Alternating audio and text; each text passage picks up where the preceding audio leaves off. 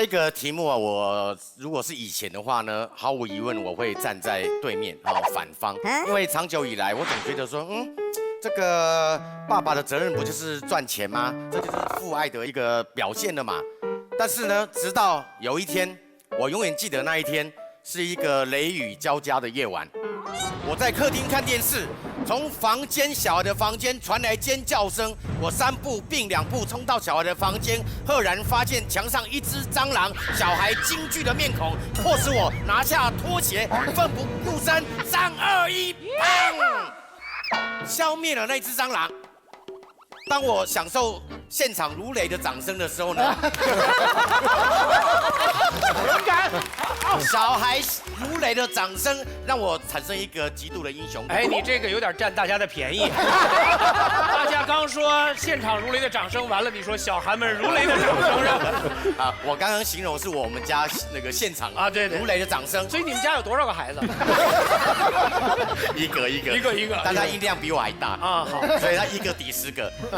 所以呢，当我产生强烈英雄感的时候呢，小孩用一种呆萌的表情看着我，问我一句话：“爸爸，蟑螂有爸爸吗 ？”OMG！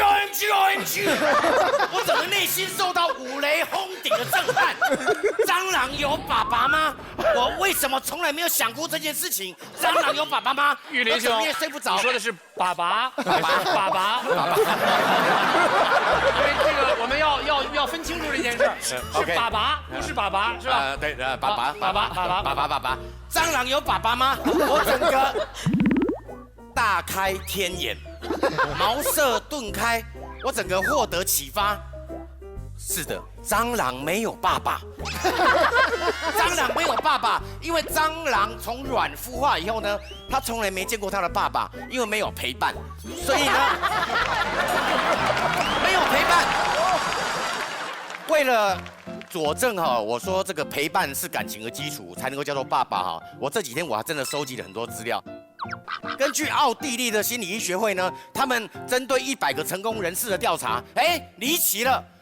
100个成功人士有80%，他们说成功的原因，其中就包含了来自父亲的陪伴，来自父亲的这个教导。所以可见呢，这个父母各司其职分工陪伴，其实对小孩的一个均衡的一个健全的发展非常的重要。既然那么重要，为什么还有那么多的父亲不愿意陪伴小孩？东讲西讲借口都是什么？没时间。你一直借口没时间的时候，你有没有发现？你不是没有时间陪小孩，而是你把太多时间给了你自己。很多男人就是怎么样呢？那个下了班到处玩乐，然后回到家里面滑手机、打游戏，整晚打游戏，付出努力、付出金钱，从来也没有一个游戏人物会跳出来喊你一声爸嘛。所以呢，大家去想一件事情：一个小孩他生病的时候是妈妈在照顾。他哭闹的时候是妈妈在安慰，他跌倒的时候是妈妈在擦药，在他的眼里面、世界里面都是妈妈，他的嘴里面叫的也都是妈妈。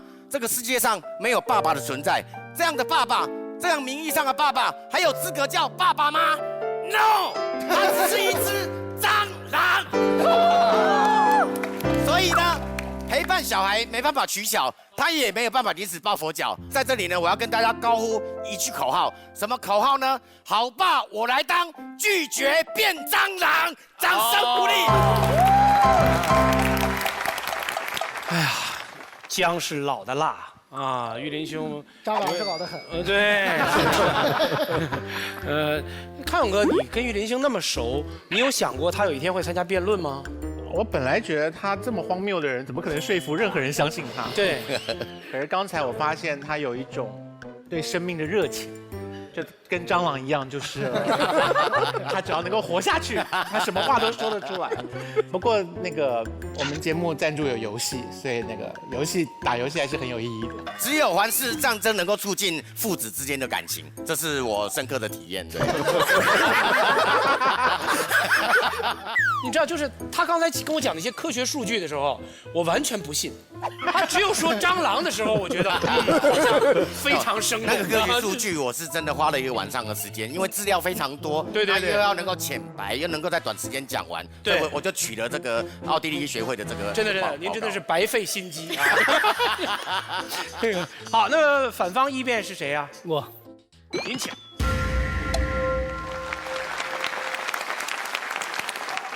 玉林哥我们都知道啊，是我们台湾综艺的常青树。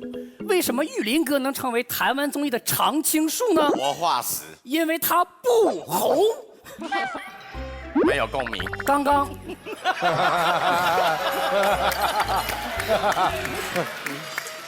刚刚玉林哥说了这么多，只有2点不对，这也不对，那也不对。老笑话不要再讲了。我现在说一下我方观点。我方观点旗帜鲜明反对这条规定，原因有3：第一，这一条规定是不良父亲的保护伞；第二，这一条规定是贫困家庭的刽子手；第三，这一条规定是社会良心的粉碎机。OK， 我一一解释。第一，我们先说说这个不良父亲啊。当我拿到这个辩题的时候，我第一时间问了我身边那些特别讨厌养孩子的小伙伴。然后我就问他，我说你是怎么看取消爸爸这个称号的？他们的第一反应是说，还有这好事呢？我陪不够12小时，我就能不被叫爸爸；我陪的更少，是不是就能断绝父子关系了？明白了吗，朋友们？责任心限制了我们的想象力。对于很多不负责任、那些不顾家庭责任的渣男来讲，这条法规不是一个惩罚，而是一个奖励。那么他惩罚了谁呢？惩罚了那些本来就想叫爸爸但机会不多的孩子。所以这条规定没但成为保护孩子合法权益的这个红头文件，反倒成了逃避家庭责任黑恶势力保护伞。OK， 这是第一。点都对，说的好无聊。第二，我们来聊聊贫困问题。这个我的日常工作呀，有做过这个扶贫工作，我对贫困情况有点了解。我想问在座各位，大家能想象一年只有3000人民币，你们怎么生活吗？每天8块钱，没有自来水，没有电 ，OK。而这样家庭的父亲想脱贫，想逢年过节给孩子买1块糖，他该怎么办？他只有一条出路，离开山里去城里打工。而代价是什么？代价就是他不可能1年能够做到每个礼拜都陪伴孩子12小时。而那我问大家，这样的父亲爱不爱他们的孩子？他们爱他们的孩子，用他们自己的话跟我们讲说，但凡有一点办法，谁愿意让自己的孩子当留守儿童啊？注意哦，不仅仅是爸爸妈妈也在外边打工，而根据对方表的标准，那妈妈也应该被取消母亲资格，因为也陪不够12小时。本来一个虽然贫困一点，但是积极向上的健康家庭，被对方便有活活拆散。你们1不知道贫困的状态，2你们没有过过贫困生活，你们却高高在上说对不起，你不能当爸爸。本来一个充满期待的留守儿童，被你们活生生折腾成了一个双失孤儿。玉林哥，你看着我的眼睛，听孩子们在说，我想有个家，我想有个家，我想有个家。去呀。OK。第3，我再跟大家说一下社会良心。我现在问大家，如果有一位父亲，他能陪孩子12小时，他就是不陪，那这个时候我们觉得，我们是不是可以取消他的父亲称号，甚至是资格了，对吧？我看有些人点头，觉得你能陪你不陪吗 ？OK， 但是我现在想问，我要告诉大家，他可能是我们深夜急诊室里抢救病人的医生，他可能是山区里边为我们支教的青年教师。他也可能是边疆解放军保家卫国的解放军战士，而这个时候我再问大家，我们还要取消他们的父亲资格吗？他们牺牲了自己当爸爸的时间，才能让我们在这里安心的叫爸爸当爸爸。综上所述，我方观点旗帜鲜明地认为，这条规定是不良父亲的保护伞，是贫困家庭的刽子手，是社会良心的粉碎机。这条规定践踏亲情，危害国家，这么夸张此为不忠；影响父母，干扰后代，此为不孝；欺压贫困，伤害儿童，此为不仁。打击英雄，恩将仇报，此为不义。朋友们，让我们一起抵制这条不忠、不孝、不仁、不义的烂规定吧！最后想说，担心节虑为子女，可怜天下父母心。世间安得双全法，不负如来不负亲。他突然背了一首莫名其妙的诗，这是为什么？比起简单粗暴的剥夺，理性的法律更值得我们期待；比起自以为是的善良，孩子的感受更加值得尊重。面对心中的子女，奋斗着的父亲正踌躇满志；面对他们的背影，高尚的人们将洒下热泪，洒下热泪。谢谢大家。齐涵兄，对方辩友有这么大罪过？有。马老师，因为可能他刚没有注意听我在讲，我不是说你打蟑螂。现在是齐膝时间吗？对对对，你可以齐，啊您请站起来，来齐膝杨奇涵。那个当然，因为你看刚开始过度紧张，没有仔细听我在讲，我也不怪你。但是我可能要跟你解释一下，我是从打蟑螂当中体会到蟑螂没有爸爸这件事情，而不是说打了蟑螂我就变成一个伟大的爸爸。好，首先这样跟你说清楚。另外呢，这个辩论呢，可能必须要有普遍性存在啊。刚刚齐雅一直讲到说特殊的职业，我爸爸也是军人，好，当然还有警察、消防队员，但这个应该不是属于这个辩论题目之内。为什么呢？这个是属于这个比较属于特殊的案例。如果什么辩论都要讲这种特殊案例的话，这个辩论也没有意义了，变成在抬杠。注意，您的政策是一刀切，这是重点。你们的一刀切是50-50。注意，您的政策是一刀切。我是99 and 1。来，我给您几个数据。中国的医务工作者总量大概1000万人左右，中国贫困人口的数量是5000万人左右，中国离家打工的人口大概1.67亿左右。这并不是一个小数字，我们不能忽略每一个人、每一个群体。在你看来，陪伴它是一种必需品，但对很多人贫困来讲，陪伴它是一种奢侈品，生活才是一种必需品，活着是必需品。您说，您认为他们是不配陪孩子的蟑螂？对不起，我认为他们是为了家庭打不死的小强。时间到，来，陪伴小孩的爸爸，你是恶魔的代言人。双方请坐。没有想到第一场，一边是不忠不孝、不仁不义，结果另外一边是恶魔代言人。正方少了11票，目前啊，来，正方二辩是谁？二加油！这个杨奇涵给我搞非常荒唐的正能量。第一个提到了不良父亲、无良父亲，这种禽兽父亲本来就不陪伴孩子，他想断绝关系就断绝好了，谁会稀罕他呢？第二个，他说给我举极端个例啊，说一些贫困人士。我问你们，高铁规定大家要排队，对不对？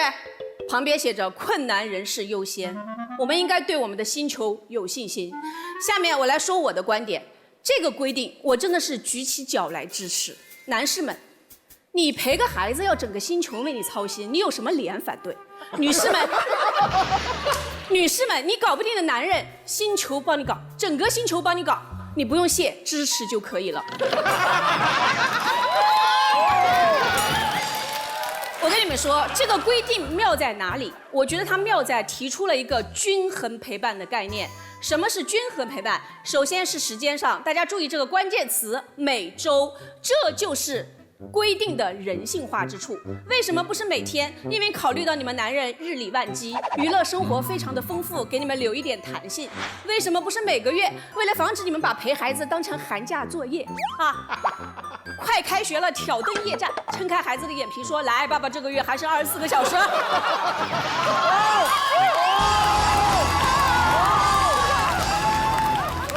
别睡了，起来努力。我知道你很拼，但是孩子累。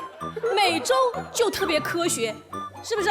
每周就特别科学。工作日不行，有周六；周六不行，还有周日。周日你还忙，全球你最忙。我就好奇，当初你是怎么争分夺秒把它生出来的呢？哎，你都没时间陪孩子，还有时间陪老婆吗？你那么忙，结婚生子干嘛？搞行为艺术吗？第二点，均衡陪伴，爸妈都得陪。我跟你们说，有些爸爸真的是素质很差，不陪孩子就算了，最可恨的是他不陪你，含辛茹苦，他经常跳出来打劫。你问很多孩子喜欢爸还是喜欢妈，他们的答案经常是爸，爸爸是完美的。为什么呢？因为距离产生美。开家长会，我儿子不要我去，要他爸去，说妈，你能不能化点妆？你一点都不注意自己形象，你看我爸就很帅。我想说，你爸当然可以，他所有的时间都用来打扮自己，他能不帅气吗？我要不是当初看脸，我也不能上这么大的当。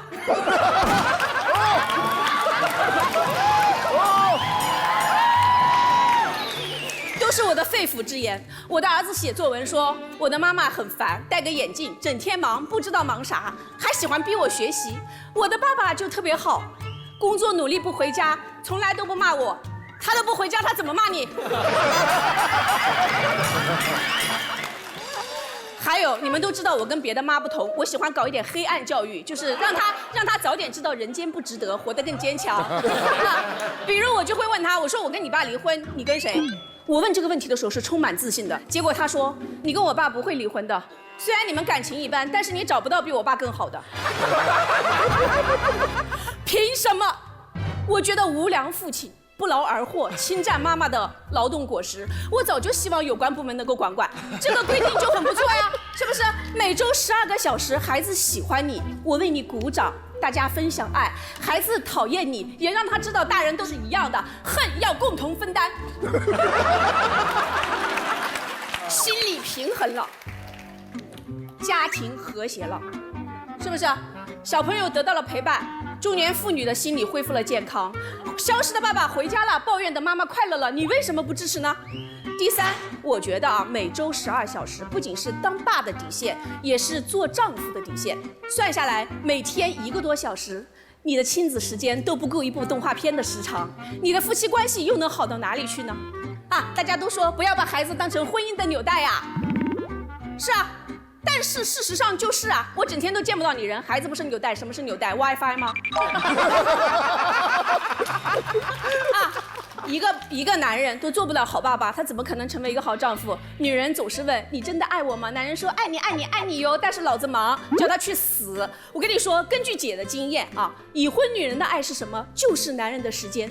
剥夺你爸爸的称号怎么了？没有取消你做人的称号就不错了，还在这里讨价还价。然后不好意思，下面我要煽一点点情，因为之前呢，我上场的时候，我跟我儿子讨论过这个辩题，他站在反方嘛，真的气死我了。但是有一点，我觉得他说的非常动情，也很打动我，我跟大家分享一下。他说我不支持这个决定，是因为我不敢，我怕爸爸做不到，我就没有爸爸了。是不是？就是为什么总要让别人理解你做不到，你就不能做到一次吗？孩子宁愿要一个挂名爸，都不想没有爸，你为什么不能稍微努力，让他有一个实实在在的爸？最后我想说，让我们为了孩子健康勇敢支持这个规定，谢谢大家，记得按钮。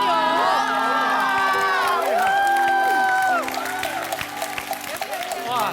好棒，好棒，好棒！首尔把正方的票数干到了80啊，真的。首尔，我真的没有想到，你教育你儿子说人间不值得，他后来接受采访和发微博都用了这一条。结果后来他还红了，真的是。误会了。那个有要齐膝首尔的吗？那就。到我，庞颖，你讲。大家好啊！其实我非常同意，我也是一个女性视角嘛，我很同意这个首尔姐讲的，老公不给力、不负责任，对吧？但我觉得这个政策不好啊，为什么？12小时太低了呀！你想想，陪不到12小时就是没资格做爸爸，代表着什么？一旦陪到12小时 ，OK， 合格了，你可以挺胸抬头的，老子是爸爸了，对吧？大家已经预设了，爸爸不需要对养育这个孩子负责任，所以他但凡多做一点12个小时，首尔姐您就满意了。我反正不满意。你比如说，我们国外的有一些娱乐杂志，你要碰到一个女星推着婴儿车出来，80%那个狗仔队不会拍，拍了也是因为什么？产后身材走样。如果是一个男星推着一个婴儿车出来被拍到了，那怎么样？哇，好爸爸，请上节目做专题，我们可以站在宇宙中心呼唤爱。这就是什么？爸爸但凡做了这么一点小事儿，我们就把他吹到天上去了。今天法律定一条规则要求爸爸，却定得这么低。首尔姐也许会说，现在的男士已经做得这么差了，你但凡有一点点要求，一点点进步，不是好事吗？话不是这么讲的。但凡每周12小时这件事情写到了法律里，它就是一种合法化，一种合理化。你的不平等条约已经写在里面了。我给大家举个类比吧，你比如说今天有一个无良老板，1年365天，天天无休，奴役你。大家人神共愤，说老板，你能不能每个月给我放1天假？老板同意了，这对员工一定是件好事吗？不一定，因为那每个月剩下的29天，他就可以合情合理合法的奴隶你，对不对？不要被这个12小时一点小小的甜头所迷惑，我们要共同站起来，反对这种不平等的条约。OK， 第二个点，它这一个法规里面还暗藏了一个非常有问题的观念，是什么？是对于原生家庭的范式化。什么叫做范式化？就是我们今天有一个标兵，大家都要朝着它做。玉林哥刚才讲了，被爸爸陪的孩子又聪明又快乐又成功，陪伴是好事。我希望在座的各位都能童年的时候得到更多的陪伴，但是我们没有按照那个范本活，难道我们的人生就不精彩吗？难道我们的人格就不完整吗？今天这条法规最大的问题不在于对父亲不公平，它在于对孩子不公平。如果他今天公然宣称一个爸爸没有陪足孩子12个小时，他就是不称职的爸爸，这代表着什么？一个孩子只要每周没被陪够12个小时，他就有一个不健康的人生。这个对。法律规定的是什么？法律规定的是底线。我作为一个父亲，我不能虐儿，我不能家暴，这个叫做底线。从什么时候法律可以告诉我们一个称职的爸爸怎么做？是不是明天还要告诉我一个合格的人一定要从什么样的童年长上来才能成为一个合格的人呢？爸爸是不是一个好爸爸？孩子是不是一个好孩子？健康快乐的童年是什么样？这个标准是在家庭的，是妈妈说的算，是孩子说的算的。今天小弟弟在那边特别高兴的想，爸爸，一个巴掌扇过去，不许叫，你爸这个周没回来12小时。你有什么权利能够阻止他叫爸爸？如果他不想叫爸爸，你有什么权利逼他叫爸爸呀？对。我告诉大家，对家庭多元化的尊重，就是对成长多元化的尊重。对成长多元化的尊重，就是对你和我每一个成长路径都不一样，每一个个性都不一样的你我他的尊重。谢谢大家。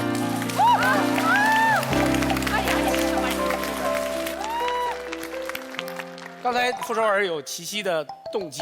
对，我不大会齐溪，但是我想讨论一下，因为我不同意他刚才讲的很多。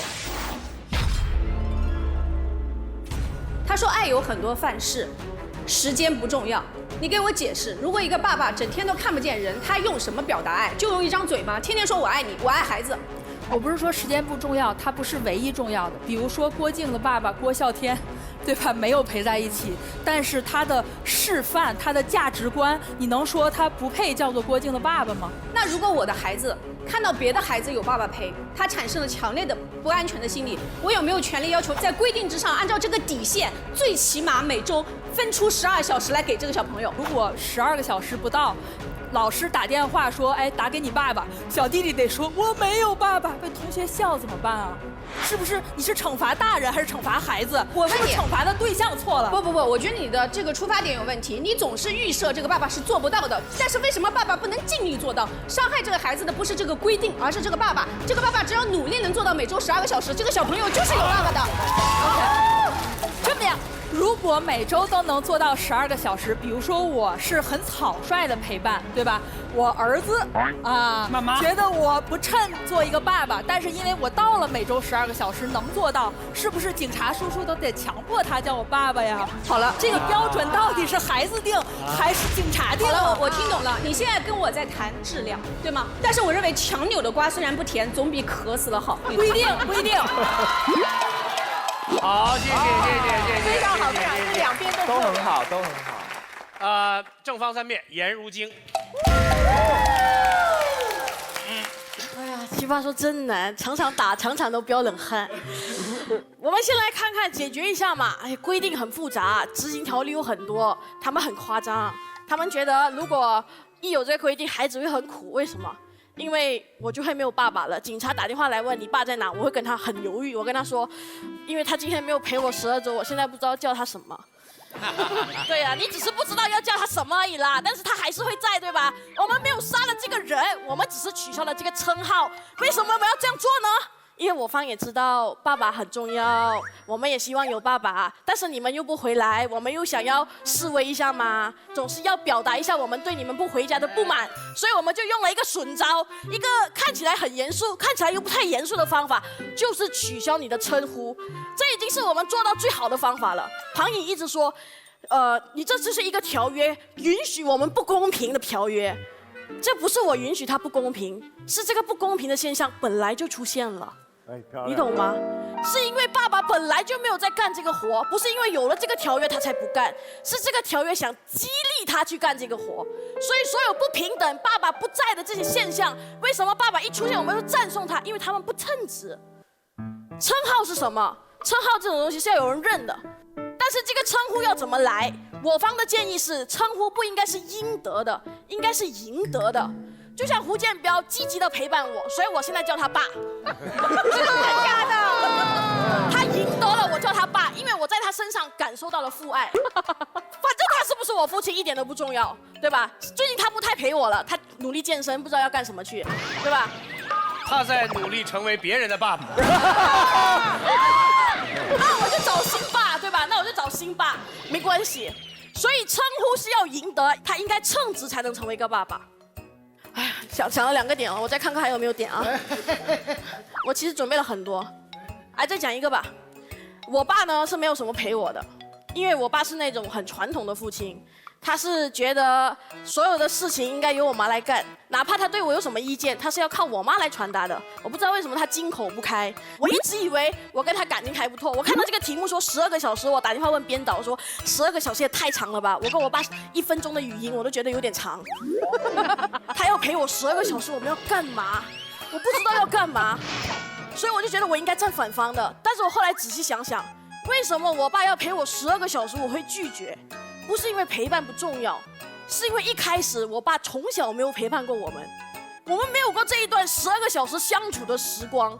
所以如果现在反而给我12个小时的时候，我就不知道要干什么了，我倒果为因了，你懂吗？我弄反了，是因为他从小不陪我，现在我才觉得我不需要陪伴。所以父爱这种东西就是他需要培养出来的，这真的是很简单，他需要培养。我爸前几个月去美国玩，他就买了一些玩具回来，因为他想要买东西给我们小孩子嘛。他不是问我们喜欢什么，他问那个卖的人，他说小孩喜欢什么？我的天，我都26了，他当我是小孩，小孩喜欢什么？他带了《冰雪奇缘》还有小猪佩奇回来。我很想跟他说，我最近想要全套跟脚把，但是他一点都不知道，因为他不了解我们。陪伴最简单的东西，最简单的就是陪伴会有对话。这1个半小时是用来干嘛？不是守灵，不是我看到他女儿他就守住他，也不是大眼瞪小眼，是聊天。他让我们有一个培养感情的时间，感情是不可能从天而降。明天我们要成为一个父爱如山的人，他就有了，不可能。辩论还可以随便凑一下，还可能有一些技巧，父爱没有，感情没有。其实这1个半小时还有一个更重要的地方是什么？它也是让孩子了解爸爸的一个方式。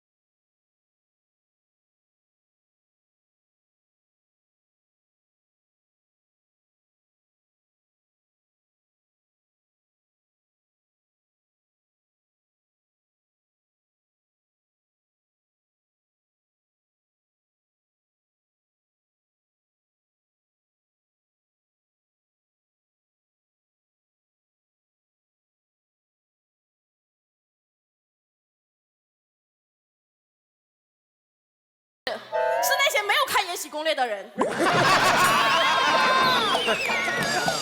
们没有看，他们说尔晴很可爱啊。你没有看，你没有经过这个剧情的你知道他黑化吗？你知道他杀人吗？你知道他戴绿帽吗？给人，你没有看，你跟我讲他很可爱，为什么会演变到这样？因为你没有跟着我们看。孩子的人生也是一部连续剧，从第1集到第20集，他会慢慢的变。你不看，你问我现在演到哪里了？我怎么告诉你演到哪里了？谁能告诉你？你只是问还好，有一些父母亲还会来干涉，为什么这个男的跟这个女的在一起？我们谈了10几集，撒了这么多狗粮，你不看，你在问我们为什么在一起？孩子的人生从1岁到20岁，我们走过来，他们比连续剧更糟糕。连续剧你不看，我们可以补回去嘛？你补回了剧情，我可以跟你聊一聊。但是我们孩子的人生是补不回的。1到20岁你不看了之后，你就永远都看不了了。但是理论上，能从头到尾看我们孩子人生的唯一观众是谁？是父母。这个辈子，弟弟妹妹、朋友、伴侣都是中间加入的。我的一生除了我自己知道之外，我的父母会知道。但是1周12小时，1天1个半小时你都不看，要我叫你爸，爸你头了。最后我跟我爸说一句啊，你不看我的前半生，我也会看你的后半生。父母是孩子前半生唯一的观众，孩子是父母后半生唯一的观众。我不会错过你的后半生，也请你不要错过我的前半生。我们有情有义，谢谢。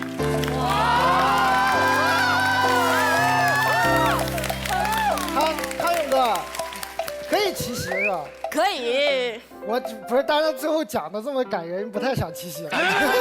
我们就想看一些没心没肺的人是怎么对这种场面。没心没肺的问一下啊，好，你就说《延禧攻略》嘛，电视剧哈，你像我这种啊，我就不想看，你就非给我摁那儿，每天看1个半小时，我看完以后啊，很有可能还会说尔晴很可爱。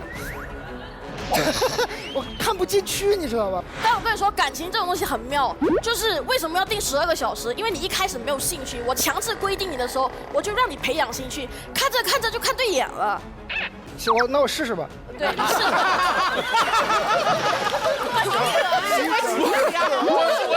我从来没有见过这么容易放弃的变性。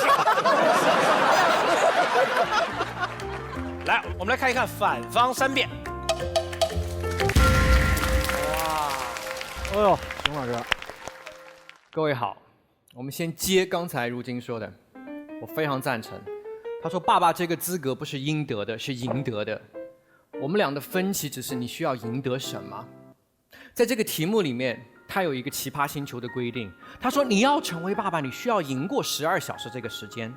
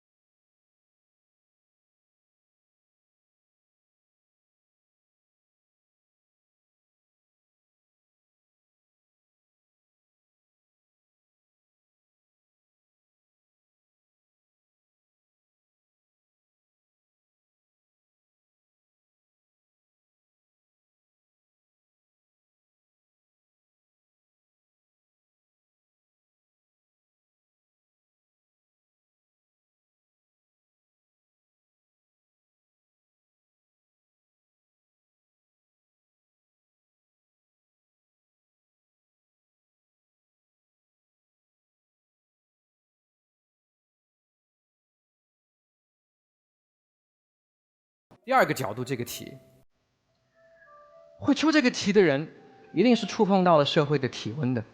然后出这道题说这个问题咱们得解决，这个状态咱们得面对，咱们得管一管原生家庭了吧？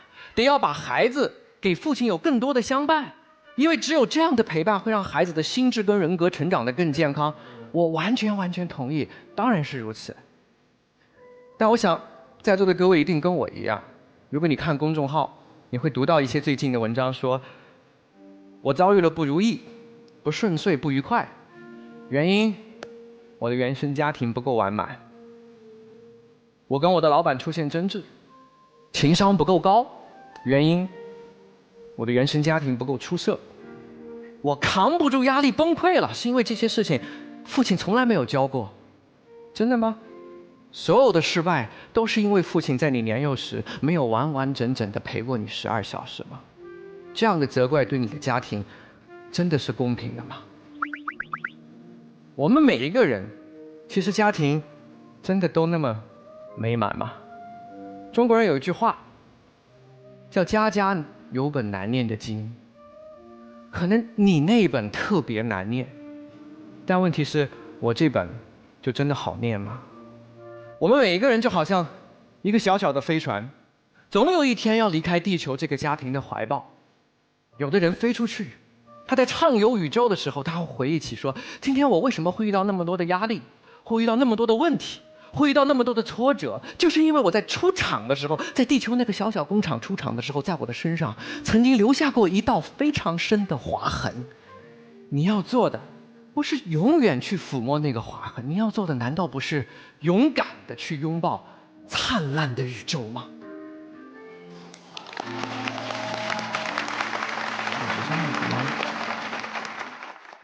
熊浩太想把一个点讲得优雅，以至于我觉得重点可能观众不容易立刻就给到。当你勇敢的时候，你会微笑，你会微笑地看着别人，你会微笑地看着自己，你会微笑地看见未来。我想跟各位说，保持微笑，因为你笑的样子真的挺漂亮的。谢谢大家。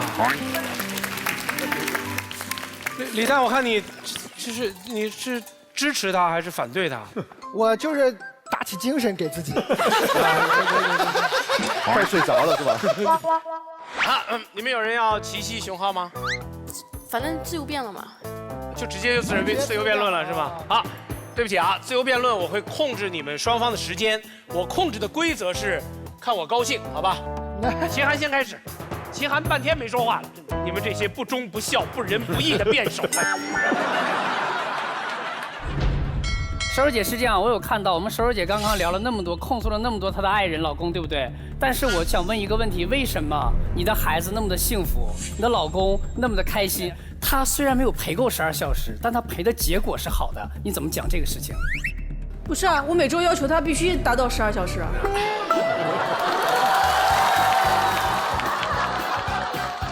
秦涵，你犯了一个错误，那是她的老公，不是你的老公，你知道吗？那你刚才控诉的老公是哪个老公呢？就是我觉得他做的还不够，12小时只是一个底线，我希望他更加优秀。熊浩你来。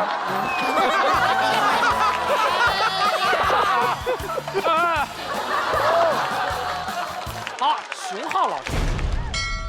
这就是答案呀，因为跟孩子如何相处，时间如何界定，这是家的权利啊，这是你的权利啊。在你这儿12小时是足够的，是完满的，是幸福的，但在别人那儿12小时可能不够啊。凭什么这个权利不在你自己手中，而在奇葩星球手中呢？我跟你说，你们就是没结过婚，你知道？我跟你说啊，熊浩，你问出这种问题，就是你没有亲自结过婚。就是一个女人反复催促一个男人，会伤害夫妻感情。但是如果有这个规定，我就可以把这个规定拿出来，我告诉他，哎呀，星球要求你这么做，你明白我的意思吗？就是我会显得温和一点。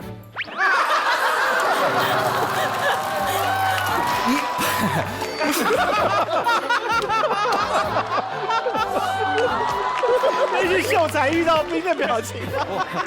不过我有2个问题倒是真心想问你，因为我刚才听你半天，我真的是半天才听懂。我大概总结出2个，第一个就是你认为爱不要赶时间。家庭在一起的时间是非常仓促的，正因为这样，我们才要赶时间。我们每天有那么多的事情要做，就更应该珍惜跟孩子在一起的时间了。第2个，你告诉我说不要在乎原生家庭的划痕。我觉得他的爸爸每周不陪够他12小时，就是原生家庭最大的伤痕。我现在想要取消他的爸爸称号，如果他还不改正，我就给他换一个爸爸，把他的原生家庭弄好一点。你觉得怎么样？我们一个个来。对。在座各位有的时候什么时候不赶时间？比方说去大理旅行的时候，在洱海旁边睡在那儿，其实一天过去完全没有感觉，这就叫不要赶时间。所以爱这件事情是不应该追逐的，是不应该衡量的，就应该在那个环境中彻底的浸泡。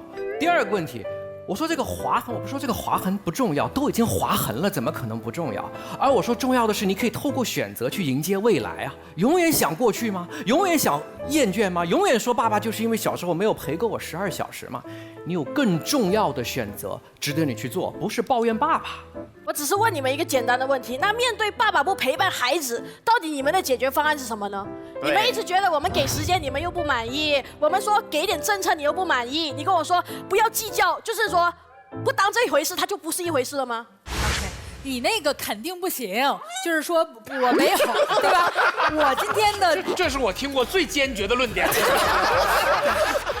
那我问你一个问题啊，现场30位奇葩，有人会唱歌，有人会跳舞啊，像我会徒手开根号，徒手开根号，胸口碎大石，这难道是对仗的吗？数学咋地家？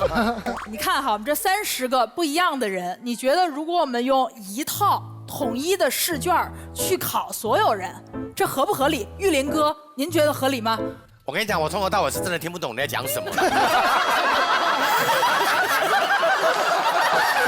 因为我总觉得你应该是做到这里来才对呀、你不要一直心有挂碍，你一直执着在12个小时。因为如果是规定，它就是必须要有一个可以量化的数字出来嘛。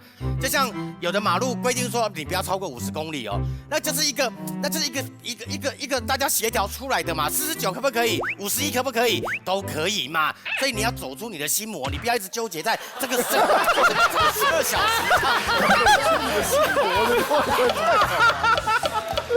喂，为什么半天都没人站起来？你一说心魔，3个都站起来了，有一点被击中的感觉，你知道吗？就是我觉得熟儿姐今天的一个论述非常可怕的地方在于哪儿呢？她有点像我小学的教导主任，什么意思呢？你要是不达到90分，以后就别回家了；你要是不怎么样，你就别怎么样了。就我觉得熟儿姐给我一种很强的剥夺感和剥夺欲。这个我认为是这条规定的最大可怕之处，就是我们不要遇到什么事情就想着去剥夺别人，去剥夺别人的称号、资格，甚至是生命。所以我们总会发现一些莫名其妙什么不转不是中国人，你做到了这些才配当男人，是男人撑过30秒，这不扯了吗？那个齐涵，你始终喜欢把这个话好好讲不行吗？你都喜欢把它拉到很极端的案例你上面去，不是，所有都翻白眼了。玉林哥，最极端的就是你。我只是夸张，我不是极端，我这样有极端吗？不是，还有啊，不是，我还有一个事情必须得跟玉林哥讲啊，是这样的，蟑螂真的是有爸爸的，根据蟑螂的生理规则是。废话，狗也有爸爸嘛，我只是说它不配当爸爸。蚂蚁也有爸爸。你要气死我是不是啊？你到现在还没听懂？我就说一句话，我就说一句，你也有爸爸。马老师，我一直觉得《奇葩说》是一个辩论节目，看来我误会了。马老师，我就说一句话啊，说实话啊。如果我要有玉林哥这样的爸爸，我觉得12小时有点太多了。他1年陪我12小时就可以了。所以我想说啥呀？这12小时不要只从我们自以为是的角度去想，你要从孩子的角度去想。如果我的爸爸是玉林哥这样，什么事都要靠吼，打个蟑螂也要蟑螂，那我以后你无法分辨现实跟表演吗？是表演啊！我真的会被你气死。那你觉得几小时还够？你是政策制定者，你到底12不行？说得好，是11还是10还是13？说得非常好。我们一个一个说啊，有理完全在升高，对吧？啊，这个你的这个问题回答了如晶的问题。怎么制定一个政策呢？针对具体的不负责任的行为，与其匹配具体的惩罚措施，而不简单的以时间做一个概念。有些人3小时，有些人6小时，量刑是个技术活。哎，我问你啊，不是我说你不配你就不配，事实上你配吗？我配，我配。就你们知道，我跟你讲，这都没结过婚。你们知道有一阵流行那个养蛙游戏，很多爸爸不陪娃陪蛙，你知道吗？就是你觉得这种把孩子视为粪土，把蛤蟆当成公主的爸爸，你不取消他的称号，你能干啥？你告诉我。他也极端。这整个队伍都很极端。对方最极端的地方，还说我们极端，我们说的都是人呢，对吧？医生、老师，这个支教的青年教师和齐涵说的那些，他们说的都是动物呀，对吧？不是青蛙，不是蟑螂。我方想说什么？我方想说是这种不陪孩子的人，真的不配当爸爸。但是，宣布他们不配当爸爸的这个权利，并不属于星球。属于他们的孩子，属于他们的家庭。你配？你因为什么样的原因，你居然以这种方式暴力的干预人家的家庭？我们都不配。这他们的事儿。这个才是对的。好，我们现在进入双方结辩，你们各自商量一下，只能有一个人结辩，时间大约是30秒，而且根据规则是先从这边开始。潘颖、齐涵、熊浩，你们决定谁来结辩？好，齐涵你请。看票数我们这场反正也是输了，但是呢，我必须要说几句心里话，我最讨厌的就是对方这种在不了解实际情况下一拍脑袋做决策的人，一拍胸脯子我来吧，一拍脑袋这么干吧，一拍大腿不对，一拍背屁股走人了。就是我想说个什么事儿呢？你看，如果我想问在座各位，如果今天我拉着熟儿姐的孩子说，你离开那个男人，他不配做你的爸爸。我问一下，我现在是好人还是坏人？坏人，但是我执行规则了呀。为什么？因为这是条恶法。它恶在哪里？它恶在替别人做决定。我们一遇到反对我们道德直觉的事情，我们就想我们要剥夺他什么？他不配什么什么，他没有资格怎么样。但问题是，你有什么资格替别人做决定？何况他还是个孩子。在一个家庭里边，衡量父亲和母亲爱的裁判只有一个人有资格，就是孩子。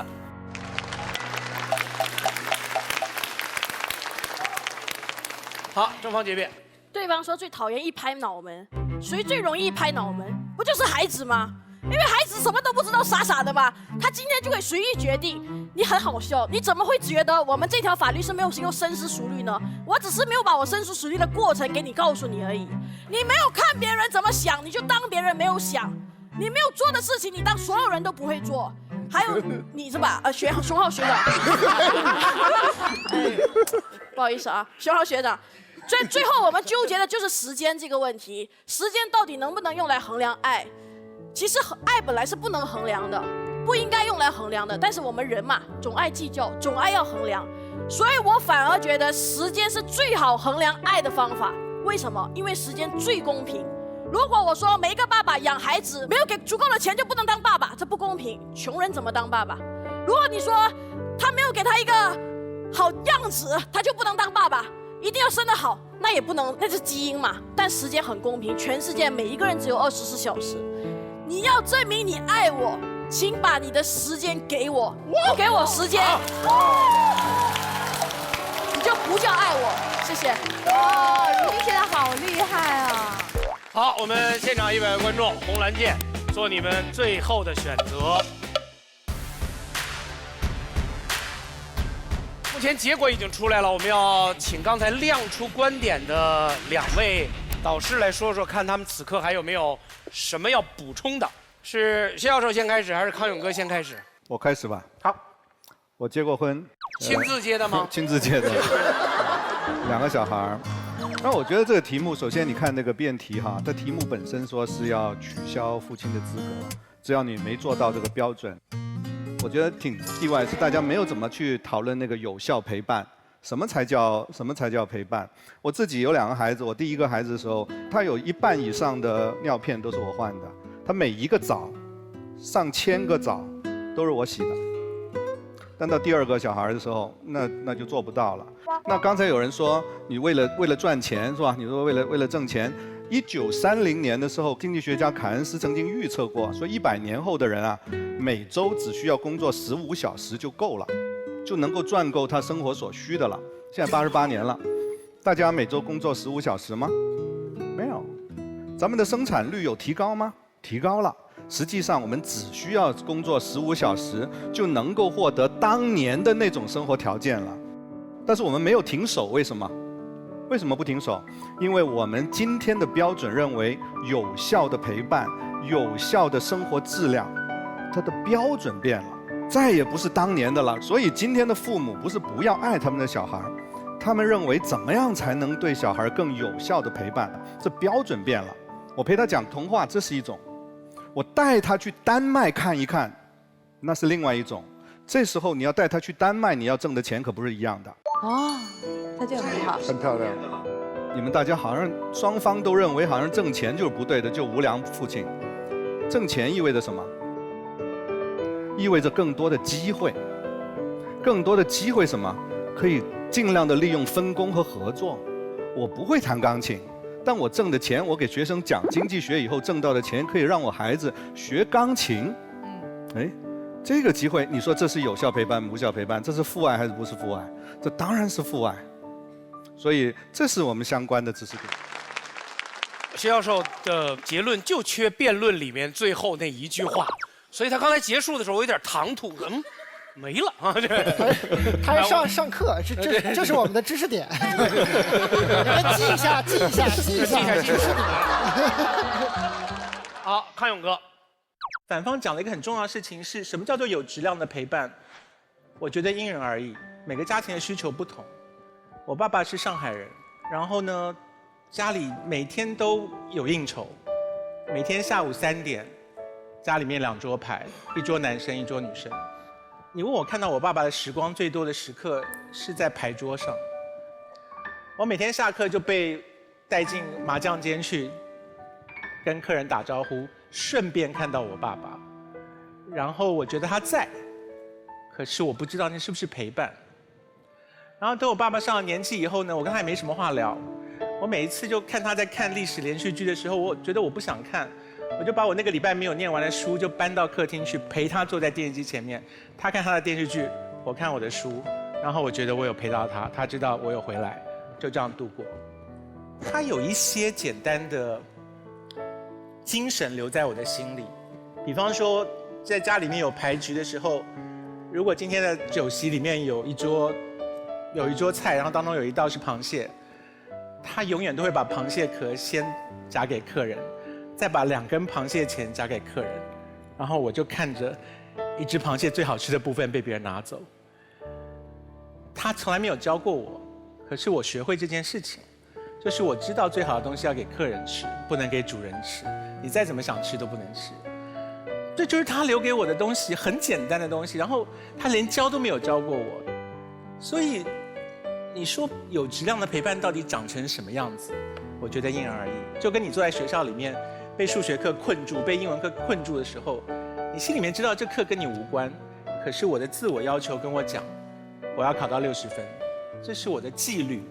我知道我今天能够完成这件事情，那才是教育的真谛，而不是考到60分那个分数。12小时不是真谛，而是付出心力才是这条规定的真谛。这是我的提醒。我想那什么，奇袭他。你们术语是不是叫奇袭？对，奇袭。我觉得刚康永哥讲了一个很好，就说我们会想出跟规定相处的办法嘛，所以这就是我一看到这条规定，我觉得最好笑的地方。就这个规定执行起来，我怎么跟他相处？你刚刚说这个爱是可以培养的，说你如果每天花1个半小时，可能就培养出爱了，但是恨也是可以培养的，对吧？我爸不在，我还可以想象爱，是吧？我爸没在，哎呀，他估计挺想我的。我爸就坐这儿，我有可能就能确定他不爱我。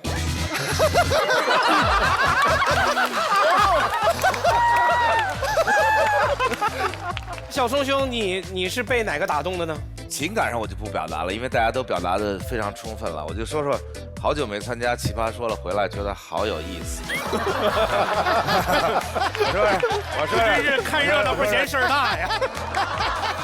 这个我发现这个名校生大陷阱，依然还是这个出现在眼前，怎么着就掰不过来了，接不着地气儿。其实他们的观点非常清晰，对，就是立法原则不对。对，好可违惜啊。违反了所有正常人类社会的立法原则。但仨人就是不讨人喜欢。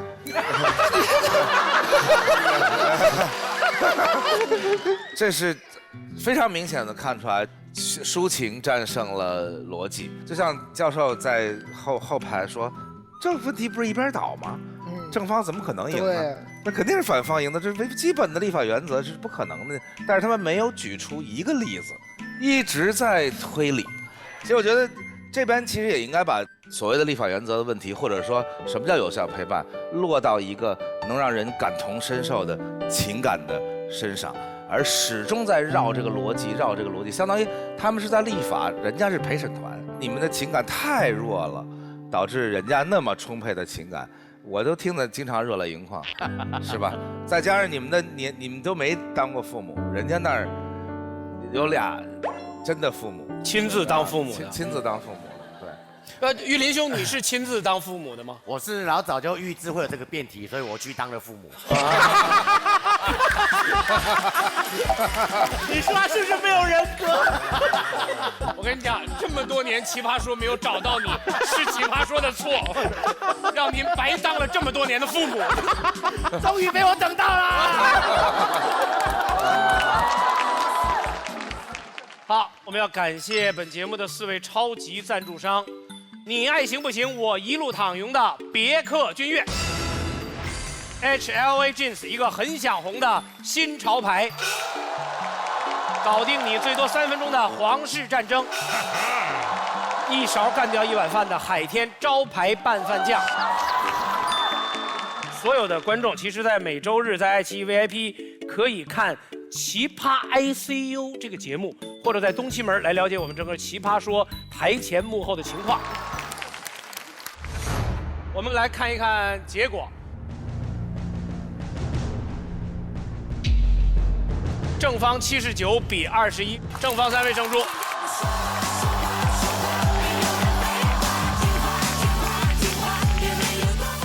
好，我们下面进入队长争夺战的投票环节。队长争夺战投票环节，100名观众将给6位候选人投票，得票最高的前4名成为队长。本场获胜的3人会获得初始票数加5的奖励，他们将会和4位教练一一匹配，组建4支战队。我们给正方和反方6位分别打分，来，请投票。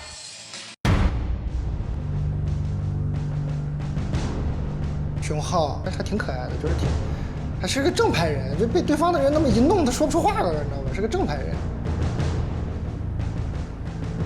我刚才在那场比赛看到的是如清在走出他的舒适圈，你看他也不再一直上来强调我爱吃鸡，我跟大家举一个吃的故事，他开始已经不再那么需要这些标签了。傅首尔坚定地站在了自己的人设上面去面对所有的问题，而且他比颜如晶还显得更加有信心。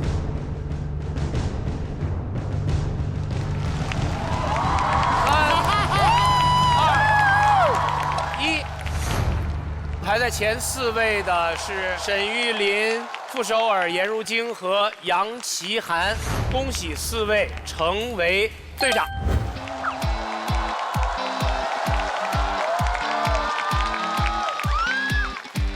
4位教练，请到我们右手边。现在我们进入最重要的相亲的环节。首先，由教练来选择4位队长当中谁来跟你配对儿。选择傅首尔的，请举手。好，有3位：秋晨、潇潇、马薇薇选择傅首尔。傅首尔，你选一个。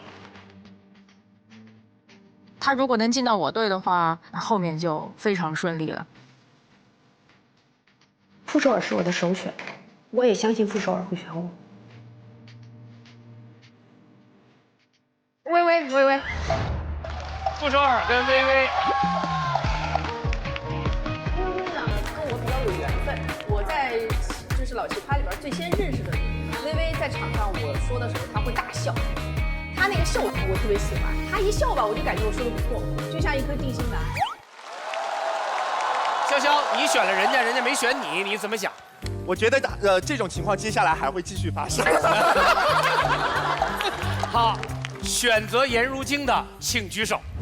如今是我的第1顺位，如果我没选到如今，我会非常困扰，我不知道下一个队长要选谁，因为我根本没想过那件事情。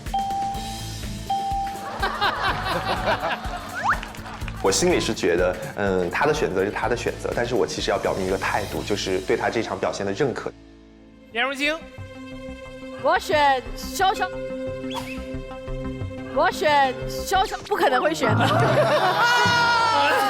如果只剩潇潇，我觉得我的队就不用教练。我选池中学长。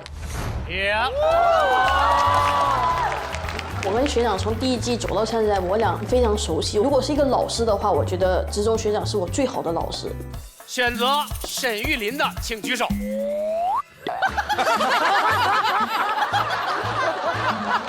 你们2个有点骨气好不好？回回都举手，丢人不丢人？他们有人建议说，如果我有幸可以当队长的话，他们说我太疯癫，要我找这个比较理性的，可以跟我透露是谁吗？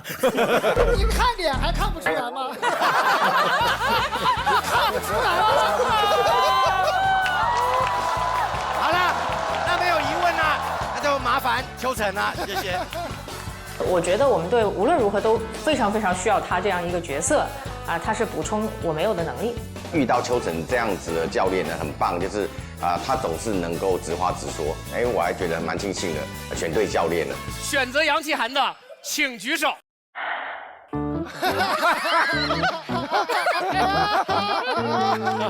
我当时就真的是很想夺门而出，你知道吗？我觉得这回的赛制不仅对新选手残酷，对我们教练也很残酷。杨奇涵，你可以反选。我跟潇潇一样的委屈。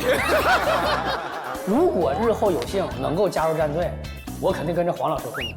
执中老师呢是一股傲劲儿，潇潇呢身上是拽。你给我安静。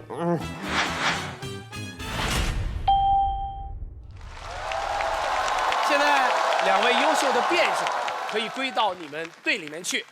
选择熊浩的，请举手。熊浩兄，请跟齐涵他们一队。选择庞颖的，请举手。现在你的机会来了。我选 G 队。I love you。